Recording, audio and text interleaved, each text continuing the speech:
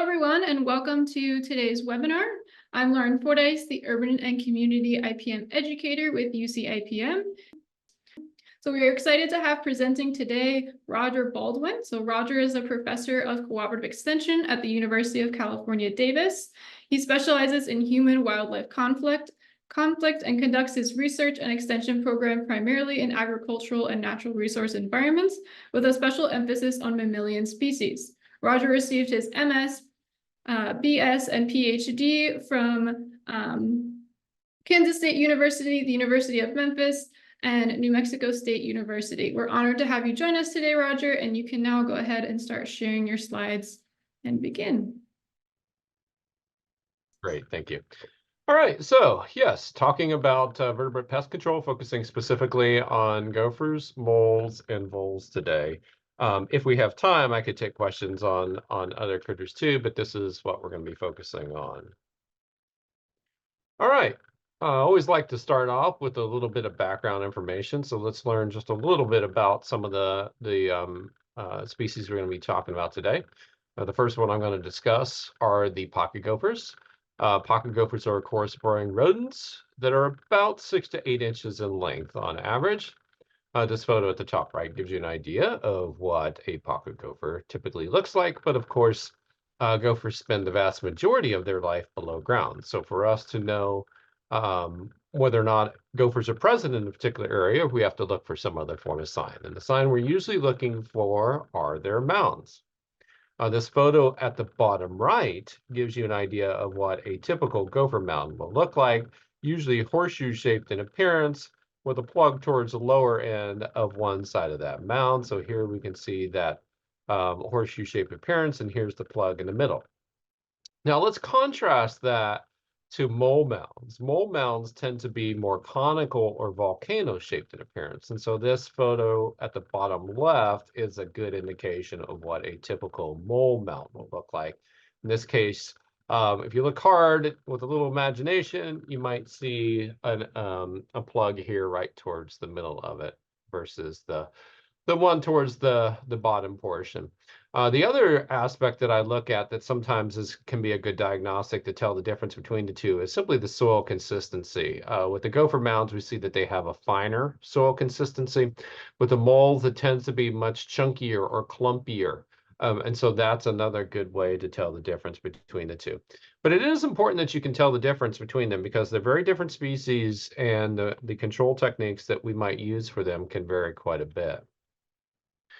Now, when it comes to gophers, one of the typical kinds of damage that we see is the direct feeding on the taproot of a plant, which can weaken and or kill those plants.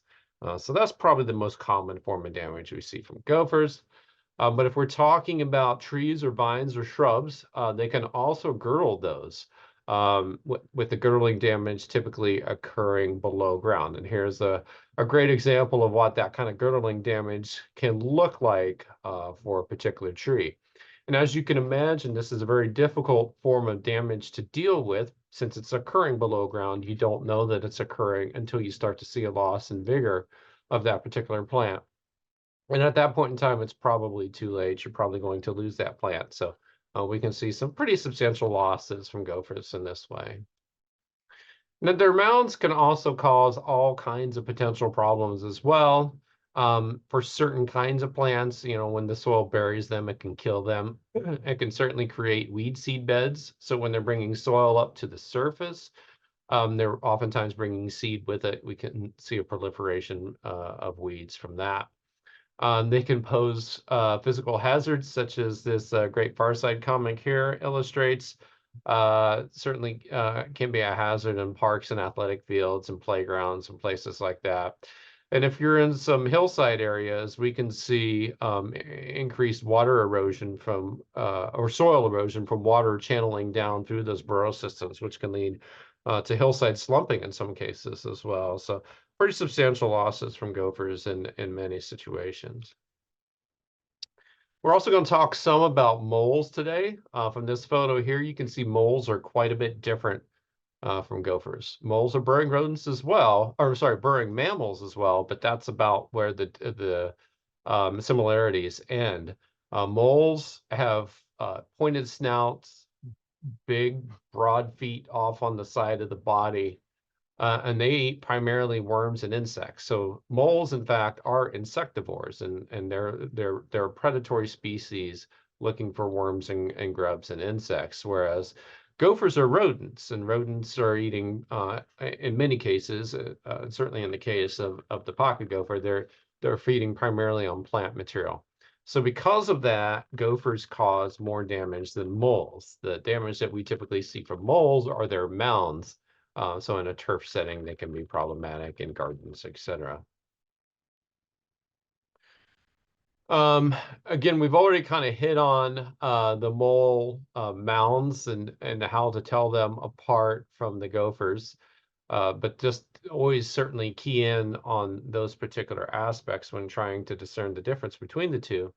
One other telltale sign that you can look for moles are these raised linear ridges. And here you can see one in this bottom right photo. Moles will create these raised linear ridges when they start foraging for worms and grubs, etc. Usually just underneath the surface of the soil. And when they do that, they'll raise up that soil and create these nice linear ridges that you can use to help you determine if you might have voles present in a particular area. And the other animal that we're going to talk about today are voles. Of course, we don't want to confuse voles with moles because they sound similar. Again, they're very different species. Voles are small rodents, dark grayish brown in color, about 4 to 6 inches in length. So if we think about this from a size comparison, they are actually a little bit larger than your standard house mouse or deer mouse. But they're also smaller than a gopher, so they're somewhat intermediate in size when we compare them to some of the other rodent species that are out there. Now, the really challenging aspect about voles is that their populations do tend to cycle. Now, that means you can have relatively low densities of vole populations in a particular area for several years, maybe 4 or 5 years. But then all of a sudden, when conditions get just right, those populations can explode, and it can literally feel like you're being overrun by voles in some areas and in some years. And you can imagine when they get to those kinds of peak populations, they can cause quite a bit of damage. So, voles are kind of one of those enigmatic problems where they're not a problem for many years, and then all of a sudden they become a major, major problem. Now, voles live in burrow systems as well, but their burrow systems are open systems. So you'll find these openings usually about 1 to 1.5 inches in diameter. They do like to utilize runways, and here's an example in this photo at the bottom right where you can see a runway going back and forth between vole burrow entrances. These runways can be really good diagnostics to let you know whether or not you have voles present in an area. We can utilize those runways when it comes to targeting some of our different management tools as well. So always be on the lookout for those runways. You can tell whether or not they're fresh by looking for fresh fecal pellets or grass clippings associated with them. But as far as damage is concerned from voles, they do chew directly on forage. They like to girdle the stems of trees and vines. They'll gnaw on irrigation hoses, cables, things along those lines. Now, when it comes to managing these vertebrate species, we do, of course, advocate for the use of an integrated approach or IPM type approach. We generally find that we are going to have better results if we utilize multiple techniques than if we were to rely on any single one approach. Now, there's a variety of different tools that could be combined into an integrated approach. One approach that could be looked at would be the use of exclusion. In this case, a raised flower bed can be a good way to reduce activity of gophers or moles into a particular area, and to some extent for voles too. But sometimes, some of these tools like exclusion or habitat modification maybe aren't enough to completely solve the problem for you, in which case maybe you follow up with some other tools. So we'll talk about some other tools, but trapping is one of those potential options. The important point here to remember, though, is that as we go throughout our time here today, we're going to be talking about a lot of these different tools singularly, but ultimately, you want to be thinking about how you can mix and match those tools to maximize the effectiveness of your management programs. So with that, let's jump into a discussion about some of the different control options and how they might apply to the different species that we're talking about today. And that's what this chart is initially meant to kind of illustrate, is that there's a variety of different tools that are out there. Some of these tools work for some of the species, but not all of the species. So we see that, habitat modification, bait application, exclusion, those are all tools that can potentially be utilized for the species that we're talking about today. Others, like burrow fumigation, have some limitations on where they can be used. A question mark means that, that there's some questionable efficacy or questionable situations in which they might potentially be used, and we'll talk about each one of those as we go throughout our time here today. But that previous chart was not meant to be all-inclusive. There are a variety of other tools and techniques that can be used in addition to some of those that were listed on the previous slide. And one of those tools that we oftentimes think about is the use of biocontrol. And with biocontrol, we're talking about the use of natural predators to help control pest populations. When it comes to biocontrol for small mammals, what we typically think of are barn owls. Barn owls tend to be kind of the poster child for this process. The reason why we oftentimes focus on barn owls is twofold. Number one, barn owls do predate very heavily on small rodents. In fact, there's research out there that shows that breeding pairs of barn owls can remove anywhere from 1 to 3,000 small rodents a year. So that's a lot of small rodents. Secondly, barn owls are relatively non-territorial. Most raptor species are territorial. Barn owls are relatively non-territorial. That means that you can potentially artificially inflate densities of barn owls in a given area, hopefully, therefore, concentrating more predation effort into that particular area. So how do we do that? We do that by putting up barn owl boxes. How effective is this process actually, though? That's, one of the big questions. It's been an area that's received a fair amount of research over the last few years. And, most of this research has been conducted in agricultural situations, but what we're finding out in these agricultural situations is that for pocket gophers, if we get sufficient barn owl occupancy of boxes in a particular area, we can see some level of reduction of gophers in that particular area. There's also been research looking at that the efficacy of barn owls to reduce mouse populations in a given area. And again, if we get good barn owl box occupancy, we are seeing some level of reduction of mouse numbers and activity in those areas. That being said, we haven't really looked at it in urban environments, so we're not really sure what kind of impact that will have in urban environments. Also, we haven't really been able to successfully look at the impact of barn owls on vole populations, so I can't say much about voles here today. Just remember, though, that when it comes to urban environments, if you put up a barn owl box, they may or may not utilize that box. But even if they do, there's a good chance they're probably not going to hunt on your property because they travel large distances. So you may not see any substantial impact on your property, but certainly it can be nice to have that extra predatory effort out there in the landscape. Just do keep in mind, though, they can be kind of noisy and kind of messy, so they might not be an ideal situation to have right next to your house. Sometimes people talk about the use of raptor perches as well to increase the potential utilization of raptors, such as owls, but hawks and falcons and potentially eagles as well. In this case, though, there's really not a lot of evidence to suggest that that will substantially reduce rodent numbers in your area. Another tool that we oftentimes think about when it comes to an effective management program for small mammals is habitat modification. And with habitat modification, we're talking about altering the desirability of an area for a particular pest species. I think voles are a really great example for showcasing the importance of habitat modification. Voles are a very cover-dependent species. If you do not have sufficient cover, then generally speaking, you do not have voles in a particular area.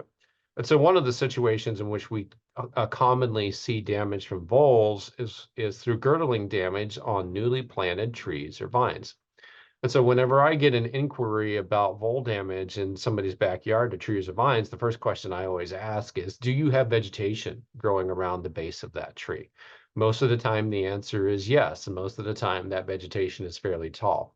Well, that provides lots of cover for those voles for them to then begin to gnaw on those trees or vines. If you get rid of that cover, preferably bare soil for 2 to 3 feet around the base of the trunk, then that substantially reduces or completely eliminates that kind of girdling damage. Uh, Sometimes people will utilize straw as mulch or other kinds of mulch as well. Well, if that mulch layer is relatively thick, that can provide very good cover for voles as well. So this kind of straw, pine straw cover can actually be quite detrimental if you have voles present in that particular area as well. Same thing goes for weed barrier cloth. That can be problematic for voles too. So keep that in mind. Voles are very cover dependent. One of the best tools we have for reducing damage from voles is to eliminate that kind of vegetative cover. Exclusion is another tool we commonly utilize to help manage voles, moles, and gophers. There's a few different kinds of exclusion that we can talk about. One of the ones that's oftentimes discussed for gophers is some kind of a gopher fence. In this case, a vertical fence. And so this is something that I have looked at. That's something that some colleagues of mine have looked at in an agricultural setting. We dug trenches 2.5 to 3 feet deep and then put wire down in that to hopefully keep the gophers from digging from one side into an area where we were trying to keep them out of. But if you look closely here at the bottom of this photo, you see this nice gopher tunnel system all the way at the bottom of this trench. And so that was a good indication that this probably wasn't going to work for us and that they'd be able to simply dig around that structure. And of course, that's what happened. So vertical fencing does not seem to be very effective at keeping gophers out of particular areas. That being said, in some turf settings, people will utilize gopher fencing underneath their entire lawn and then have that extend up a little bit up to the surface of the soil and preferably a little bit above the surface of the soil as well. And that can be, that form of complete exclusion can be effective at keeping gophers out of a particular area, but it is also very costly to implement. On a more practical scale, and a more commonly observed technique, that would be the use of these kind of raised flower beds. Of course, we have these raised wooden boards that keep the gophers from crawling across the ground and into this area where you're trying to keep them out of. And then we utilize gopher wire underneath to keep them from being able to dig underneath and up and into those structures. And so that's a technique that's commonly used to keep gophers out of flower beds and gardens, etc.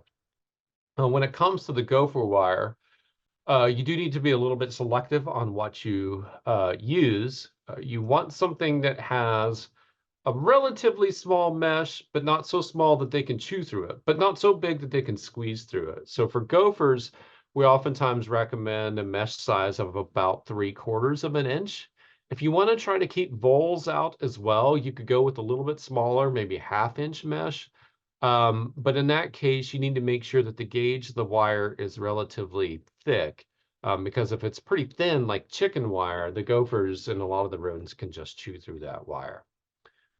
Incidentally, these kinds of raised beds can also be quite effective at keeping moles out of particular areas too. Sometimes folks will use wire baskets around newly planted trees and shrubs to keep girdling damage and root consumption down from gophers, and that can work too. And then we'll also see the incorporation of trunk protectors to reduce girdling damage from voles. These are usually hard plastic. They could be wire mesh, but these days mostly they're hard plastic.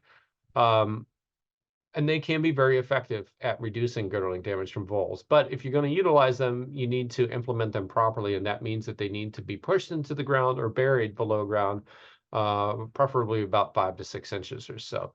If you just lay them on top of the soil, the voles can easily crawl underneath and then inside that cover, and now they can actually potentially cause more damage than they would have caused without them, because you've provided cover for them, but they also have an abundant food source there. So if you're going to utilize these kind of trunk protectors, be sure to utilize them properly.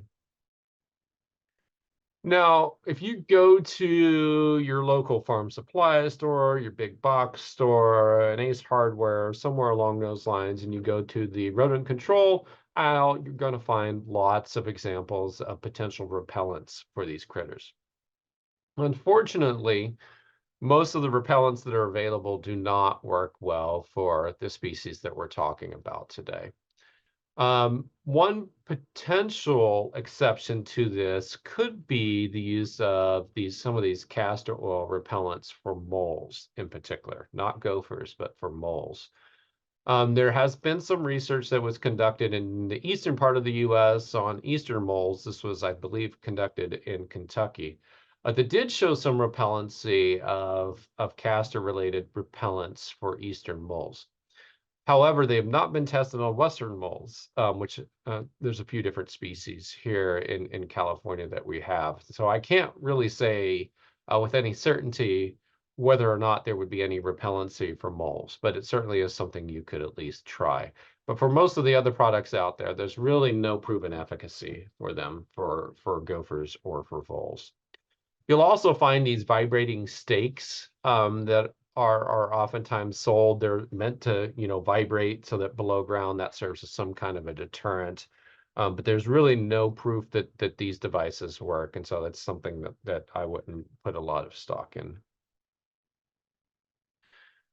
Another technique that's commonly employed for helping to mitigate problems from voles, moles, and gophers is trapping.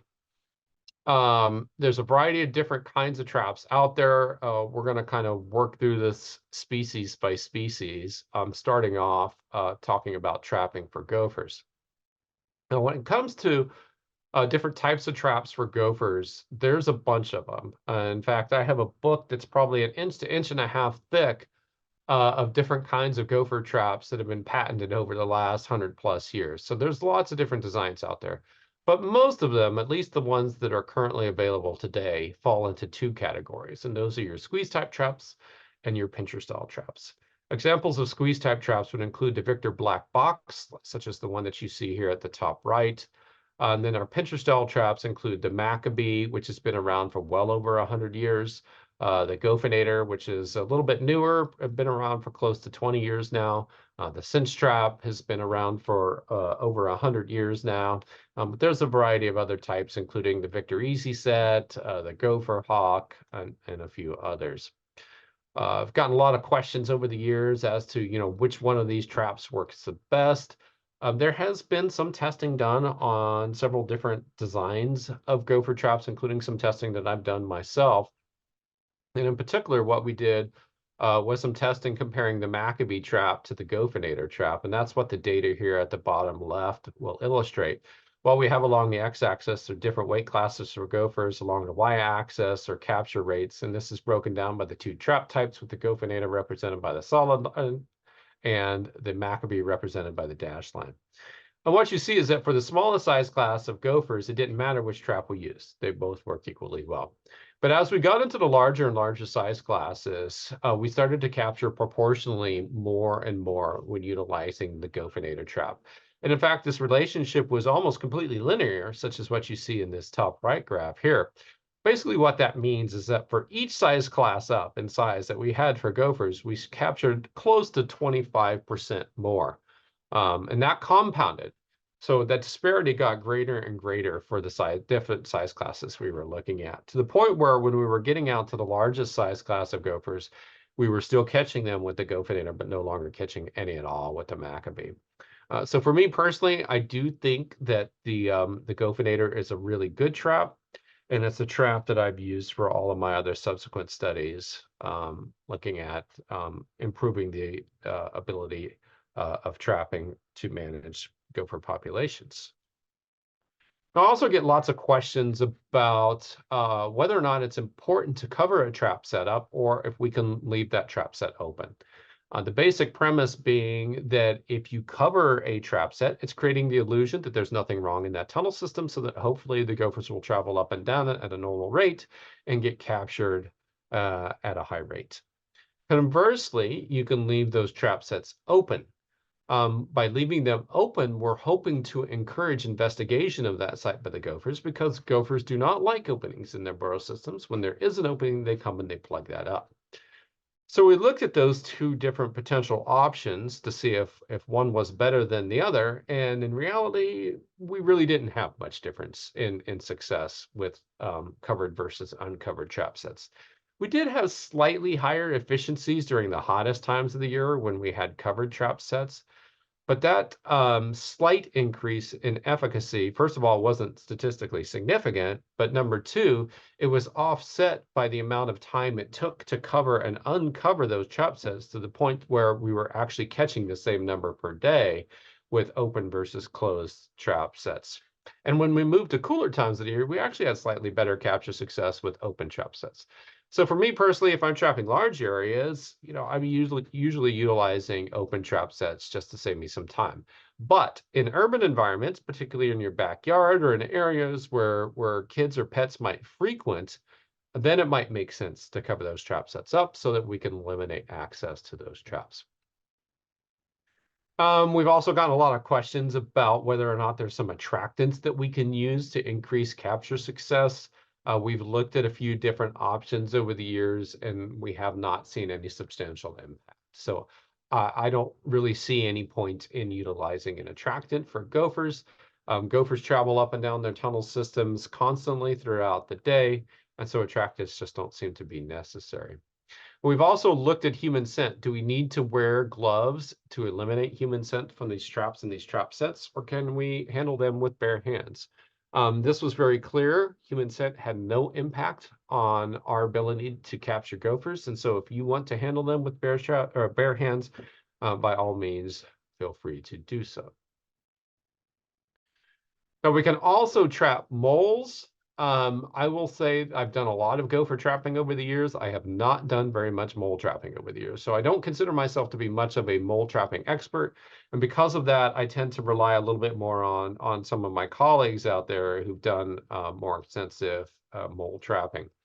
But basically, when it comes to the different kinds of designs out there, there are some harpoon style traps, there are some choker style traps, and then there are scissor type jaw traps. You see these fairly commonly in a lot of your stores. There also are some body gripping type traps or pincher style traps. So this is an example of a mole trap that's very similar to the Gophinator trap. There's also a mole version of a cinch trap that's out there. So when it comes to, which kind of traps work best, believe it or not, I'm not aware of a single peer-reviewed study that's ever been conducted on the efficacy of different kinds of mole traps. So there's just not much information out there as far as which ones are more effective than others. But in talking to professional pest control folks, they tend to like these scissor type jaw traps or these smaller pincher style traps the best. When it comes to the pincher style traps, the general process is to put a hole down into the tunnel system and place them in both directions, just like you do for gophers. But for moles, if you're going to utilize like these scissor type jaw traps or these harpoon style traps, they're set a little bit differently, in which case you dig a hole down into the tunnel system. You then might take a clump of soil and put it down into that tunnel system and then set the trap on top so that the trigger is setting directly on top of that clump of soil. And then what happens is the mole will come through that tunnel system and we'll see that dirt clump. It'll start to push it out of the way. And when it does so, it will push up on that trigger mechanism, and that's what activates it. The big thing to keep in mind when trapping for moles is you need to be relatively patient.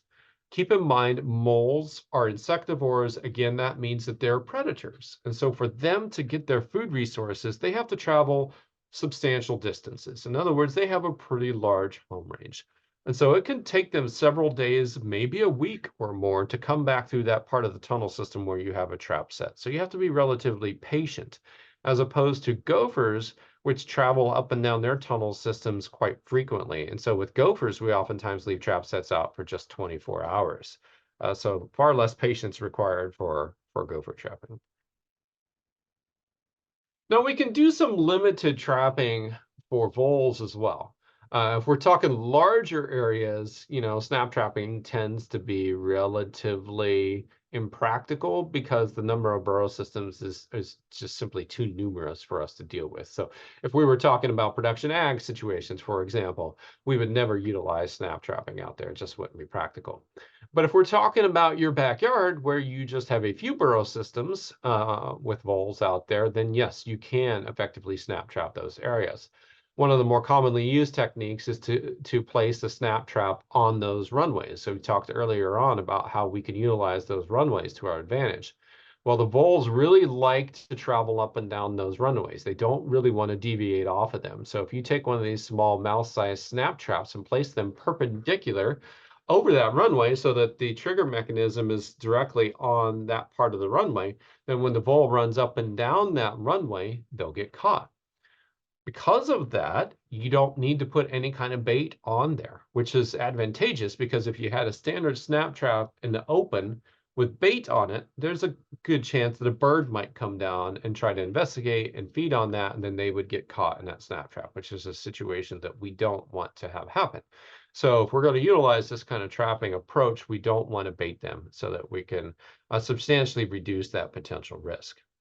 Another option that we could utilize are a couple of snap traps placed around the entrance of a vole burrow system. Then we take a piece of gutter pipe and place that over the top of those two traps. So ostensibly then blocking the exit point on the other two sides for the vole. So it forces the vole, when it comes out of that burrow system, to go over these two traps and get caught. And so this is a pretty interesting, unique, innovative approach that I've seen out there that can be pretty effective. But the key here is you have to get all of those vole burrow entrances covered up with these kinds of devices. If you miss one out there, then the voles are just going to keep running in and out of that one instead of the ones where you have the traps on. Now, we also do have some baits that can be used to manage pocket gophers, moles, and voles as well. Oftentimes, we might refer to these as rodenticides, but in this case, that wouldn't be completely accurate because moles are not rodents. So we oftentimes utilize the term baiting instead, just to encompass all of the different types of critters for which they might be used. Now, there are different kinds of baits that can be used. There are some that are acute toxicants. There are some that are multiple feed toxicants. The acute toxicants are those that kill after a single feed. The multiple feed toxicants are those that generally require multiple feedings for the animal to get a lethal dose. The example of the multiple feed products that you might utilize for some of the species we're talking about today are the first generation anticoagulants, which include difascinone, chlorphenazine, and warfarin. It's important to note, though, that there are increasing restrictions on the use of these different kinds of toxicants.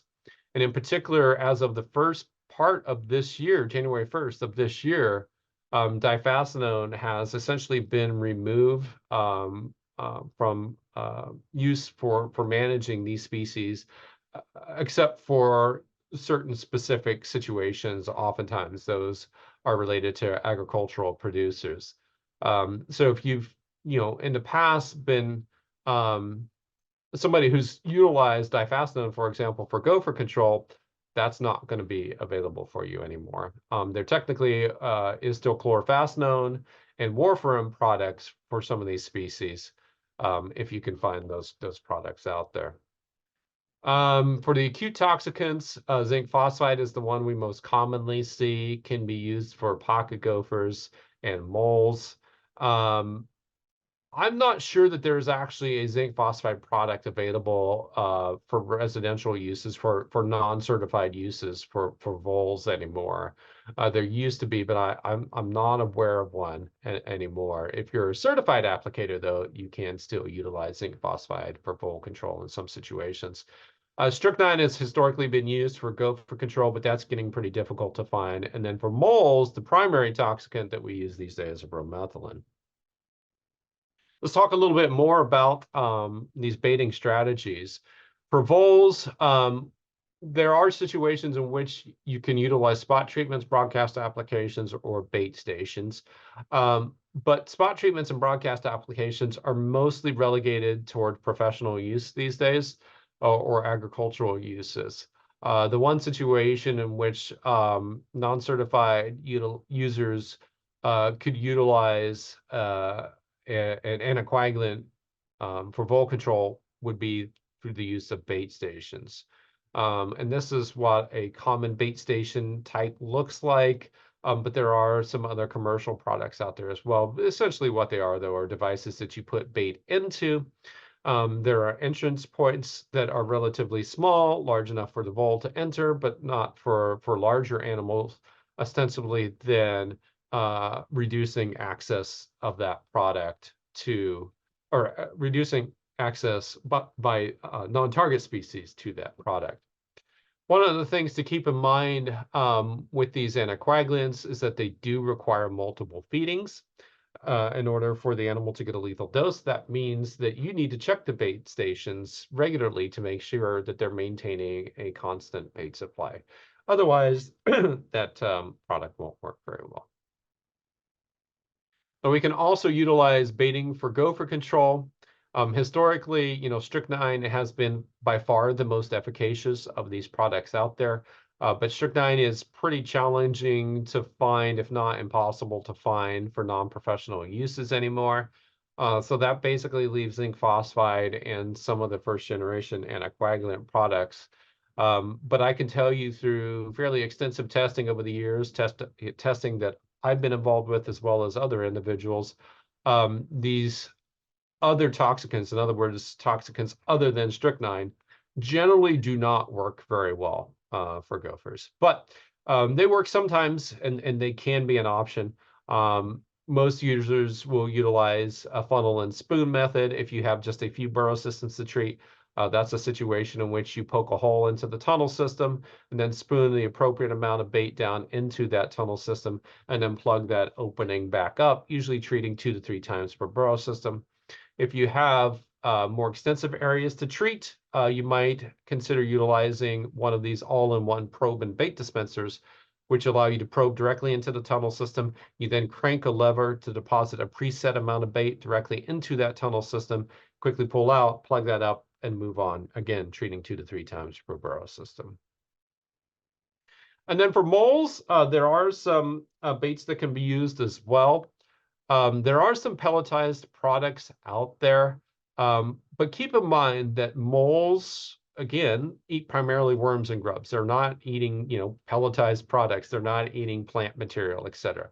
So those pelletized products don't generally work very well for moles. The ones that seem to work a little bit better are the ones that come in like a gel bait, or in particular, ones that look like gummy worms. You basically poke a hole down into that burrow system and put those gummy worms or that gel bait into it, and then treat and move on. These gummy worm type products, the active ingredient is bromethalin. The gel bait is warfarin, which is a first generation anticoagulant. There's actually no real data that I'm familiar with out there that indicates how effective this kind of baiting approach is for moles, but some of the professional pest control folks that think that at least these gummy worm type approaches work relatively well. So that's baiting. We also have burrow fumigants that can be used to manage some of these species. Primarily for what we're talking about today, that's mostly gophers. Occasionally, folks will utilize burrow fumigants for moles, but mole burrow systems tend to be pretty shallow. And by being shallow, They oftentimes have a lot of cracks and pores in the soil that allows the gas to dissipate. So they don't generally work very well for moles, but they can, some of these products can be pretty effective for gopher control, quite effective in some cases. Of course, with fumigants, we are talking about the use of toxic gases within burrow systems. One of the key aspects to keep in mind when utilizing burrow fumigation is that soil moisture is really important. We need that high soil moisture to hold those toxic gases within that burrow system at a high rate. Once those soils dry out, the gases dissipate and it just doesn't work very well. Another key aspect to keep in mind with burrow fumigants is that they should not be used in or around buildings. Because we don't know where a gopher tunnel system is always going, right? We see where the mounds are, but we don't necessarily know where the tunnel system is. And sometimes those tunnel systems can go up and underneath structures. And if that's the case, then there's the potential possibility that those gases can leach up and into that structure and impact humans, pets, or livestock. So just keep that in mind. That's certainly an important consideration in urban/residential settings where there are lots of buildings out there. There's a lot of restrictions on where these products can be used. There are distances or buffer zones that you need to be away from those structures in order to utilize these products. But the distance varies depending upon the product that you're using. So we're not going to talk about the specifics. Just make sure that you always read the labels on these products before you utilize them so that you know how far away you need to be from structures in order to be able to utilize them. Now, one of the fumigants that we oftentimes see, and this is something that's not a restricted use product, you can go to a lot of different stores, farm supply stores, hardware stores, et cetera, and purchase them. Those are gas cartridges. These are items that you light that create a lot of smoke, a lot of carbon monoxide that's meant to asphyxiate the animal. They work well for ground squirrels, like what you see here in this photo, but they do not work well for gophers. So even though they are marketed for gophers, even though their gophers are on the label, we don't consider them very effective. So I wouldn't be focusing on gas cartridges for gopher control. Another product that is burrow fumigant that can be used for gopher control is aluminum phosphide. Common commercial names are Fostoxin, Fumitoxin, and Weavicide. These are tablets or pellets that you introduce into the burrow system that react with moisture within the burrow system to create phosphine. And phosphine is a toxic gas. This tool is highly effective for gopher control. We see 90 to 100% efficacy of burrow systems that are treated with aluminum phosphide. However, this is by far the most restrictive of all the products that we have out there. You have to be a certified applicator for sure to utilize it, but there's a lot of other hoops that you have to jump through in order to be able to utilize it. It's not allowable for use in most residential or urban areas, although there are some exceptions. There are some situations where it can be used, which is why I bring it up here today. But certainly you'd have to be a certified applicator to utilize it. More recently, we've had the advent of carbon monoxide producing machines or pressurized exhaust machines. There's a few different options out there, including the PERC machine, the Kojak, the Cheetah rodent controller, and the Burrow RX. There are some similarities, some dissimilarities in their designs, but they are basically all taking exhaust and allowing you to pump that down into the burrow system. Some of these devices are quite expensive, like the PERC machine, which is kind of the Rolls Royce, if you want to think of it of that way, of these pressurized exhaust machines. There might be $20,000 for some of these larger devices, but they do allow you to treat up to 6 burrow systems at once. And so you see them a lot in landscape situations. A lot of landscape professionals now might purchase them to treat gophers over larger areas. We see them a lot used in schoolyards and athletic fields, parks, golf courses, places like that. Then there are some of these more portable devices that can be used in certain areas as well. The question is, how effective are they? For gophers, they're moderately effective. We've done some testing over the years in a number of different situations. Overall, I would say, the expected efficacy is about 60 to 65% for gopher control. That's fairly good. It's not as good as trapping. Trapping's far more effective.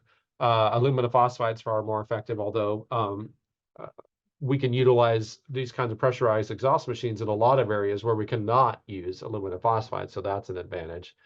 And it's probably, strychnine's probably a little bit more effective than these pressurized exhaust machines too. But again, strychnine's pretty restricted on where you can utilize it these days. So because of those limitations, I think these pressurized exhaust machines have some utility for gopher control. I know we're not talking about ground squirrels today, but I will mention that these devices actually are very effective against ground squirrels. And so if you're somebody who has both ground squirrels and gophers, then certainly there's the potential to utilize for both species, and the results are much better for ground squirrels than even for pocket gophers. And then very recently, as in the last year or two, we've had the legalization of the use of carbon dioxide injection devices, in this case, the Eliminator, which is simply a device that you carry around a canister of carbon dioxide and you pump that carbon dioxide into the burrow system. It's not a lot of testing on this particular device yet, but what I have seen suggests that it's probably pretty similar in efficacy to the carbon monoxide machines. So that's the material that I was going to cover here today. I do want to direct you, if you have more questions or need more information or just want a refresher on some of the information we covered today, certainly check out the UC IPM pest notes. There are pest notes for voles, which are sometimes referred to as meadow mice, pocket gophers, and moles. And so if you're looking for more information along those lines, then certainly I would encourage you to check out those resources. And with that, I'm guessing we probably have some time for questions.